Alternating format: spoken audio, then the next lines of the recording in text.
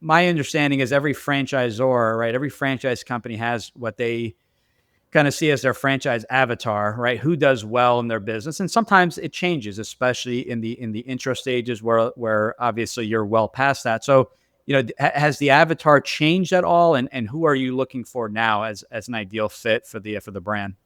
Yeah, that's a really great question. So I think we are 39 locations, 14 open. We'll open 4 more this year. So you are right in that it has changed over time.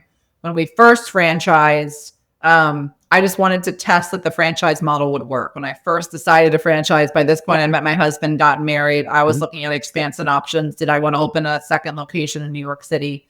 And ultimately, I got excited to research franchising because people had asked, would you franchise this concept? Can you teach me how to do it? So when I looked into it, and, you have the McDonald's in your mind, but you kind of realize, well, there's a lot more to franchising. And I got excited to be a boutique business in the space and to find like-minded individuals, like smart, hardworking, engaged owners around the country, and help them literally do something they didn't ever imagine was a career, right? Or a job or something they could make money at.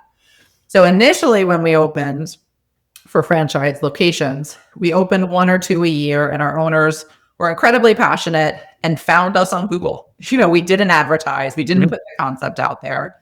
And at that point, we were just testing, does this work on the East Coast, the West Coast, right? Midwest, figuring out pricing tiers, everything about the model. And then as we continue, they're still with us today. They're amazing. We just had our oldest franchise renew, which is really exciting. Our second 10-year term. Yes, this is a big milestone.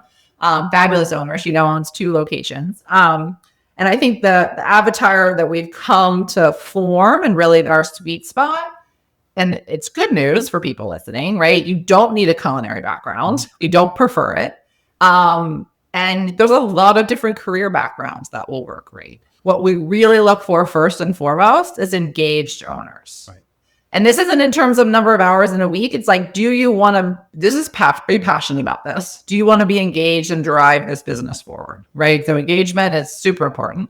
Are you in a good market, right? So if you're interested in this, you'll talk to Giuseppe. And if you're not in a good market, you won't even make it past territory check, right? Because we've mapped the country. We have this really great software system where they took our sales from the past 12 months, mapped who our buyer is. We use Experian credit card data to know of the 70 purchasers who purchase Taste Buds Kitchen, our primary, secondary, tertiary purchasers. And we've mapped where we think we can have really viable locations across the country. Oh, wow. That's very interesting. Okay. Very cool. Yeah. We've seen we can have 500. Our initial focus is 200 in the next 5 years. And ideally to do that with 75 franchise owners, we're looking for people who want to be empire builders, right? Who want to open 1, 2, 3 locations and kind of have their own mini TBK epicenter for taking advantage of scale and things like that. But what that's gotten us to is we want our engaged owners who want to manage the business and who want to manage the team. We want good business acumen, a strong focus on the customer experience, and someone who wants to get out and about and be part of their community, because that is a lot of our local marketing effort.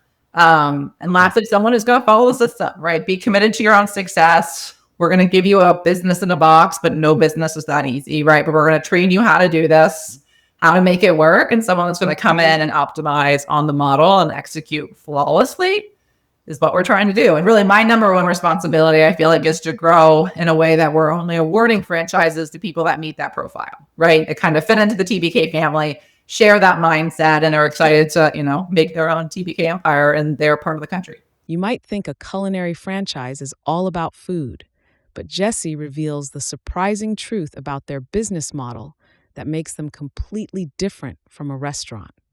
Learn the secret in the Franchise Freedom podcast.